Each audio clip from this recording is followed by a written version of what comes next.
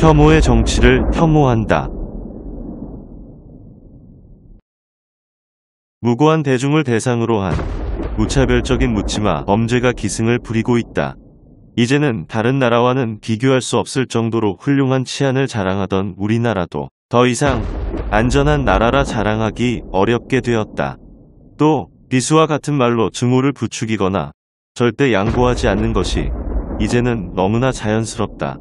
그리고 남을 구해주거나 배려하는 일은 엄청난 손해라는 반사회적인 인식이 우리도 모르는 사이에 사회 곳곳에 만연해 있다. 그뿐만 아니라 각종 갑질이나 교권 침해 현상도 하루도 빠짐없이 언론을 장식한다. 어쩌다 이런 차가운, 아니 살벌한 세상이 되었을까?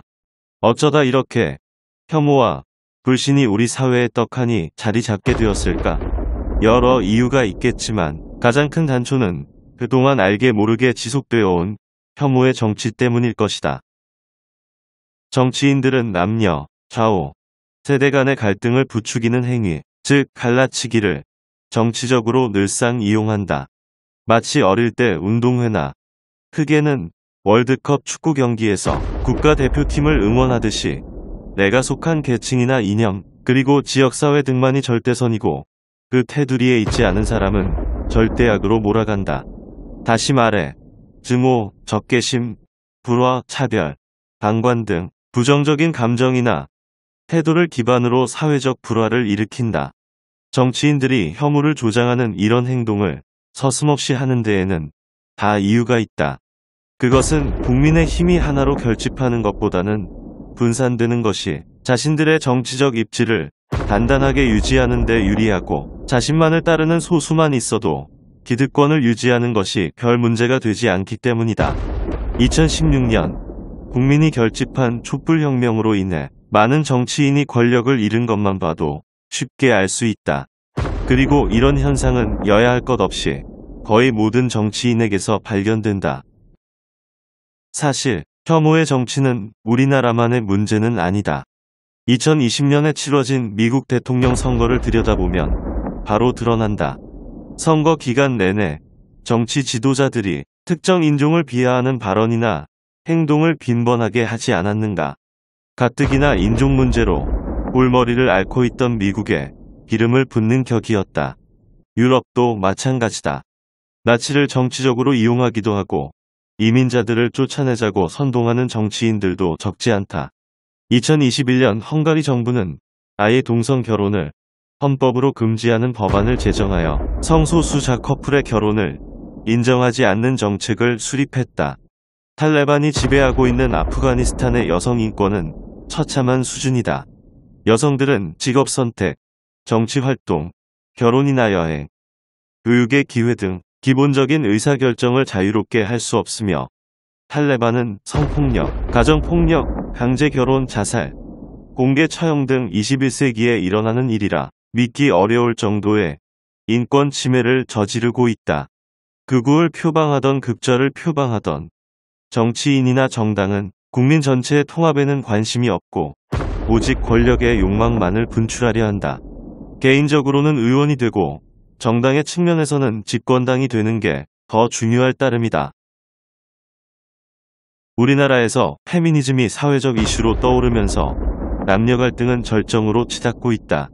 과거 문재인 정부는 자신들의 정치적 목적을 위해 페미니즘을 적극적으로 이용하였다. 페미니즘을 산업으로 양성하고 극렬 페미니즘 단체들을 지원했던 것이다. 이 때문에 민주당의 등을 돌리는 남성들이 늘어났으며 건전한 페미니즘 운동이 오히려 위축되는 역효과를 발생했다. 당시의 야당인 국민의힘과 대통령 후보자인 윤석열이 이를 놓칠 리 없었다. 여성이라는 말만 꺼내도 페미로 몰아갔다. 여성의 권리를 주장하는 사람에게는 페미라는 낙인을 찍었다. 페미니스트는 혐오의 대상으로서 페미가 되어 거의 일배 수준으로 여겨질 만큼 왜곡된 부정적인 시선을 형성하게 되었다. 한때 문재인 전 대통령은 나는 페미니스트 대통령이 되겠다고 말한 적이 있었다. 윤석열 대통령은 그간 위축된 남성의 권리를 되찾아 주어야 한다고 말한다.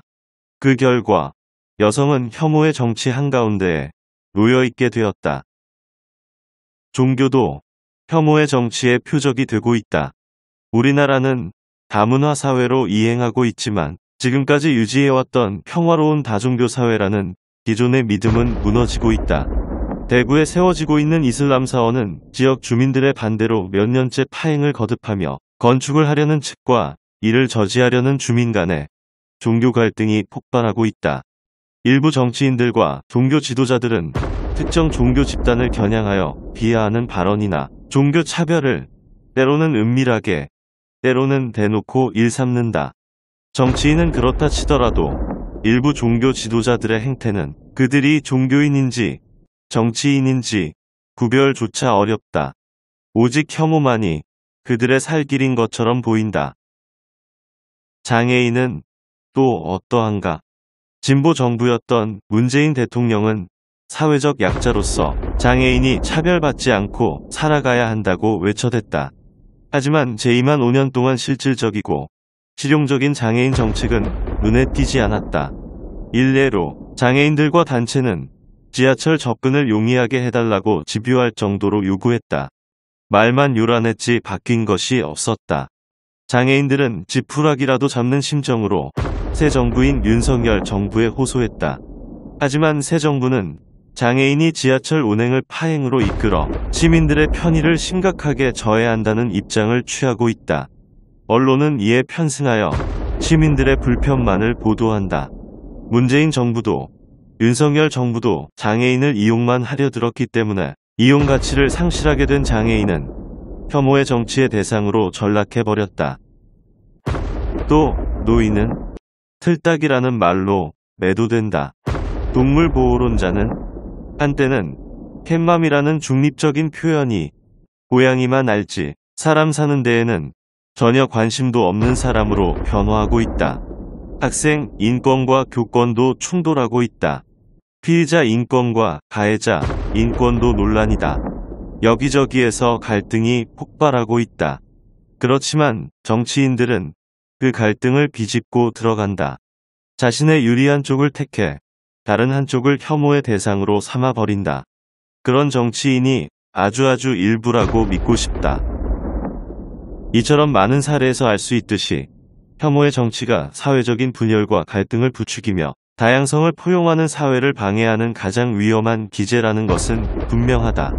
혐오의 정치는 인권과 다양성을 무시하고 부정하는 행위이다. 우리는 모든 사람이 천부인권이라 하여 태어날 때부터 인간 본연의 가치와 권리를 가진다고 믿는다. 그러나 혐오의 정치는 특정 집단을 타인으로 보고 그들의 권리와 존엄성을 부정하는 데 진력한다. 이로 인해 인종, 종교, 성별, 성적 지향 등의 다양성은 손실된다. 사회적 편견과 차별이 만연하면 구성원들이 공존하기 어렵게 된다. 공감 능력이 거의 없는 정치꾼들에게 혐오의 정치는 그저 아주 좋은 통치 기법에 지나지 않을 뿐이다. 입으로는 통합과 평등과 자유를 말하면서 행동은 분열과 갈등으로 향하는 정치인을 더 이상 우리 사회에 발붙이지 못하게 해야 한다. 감사합니다.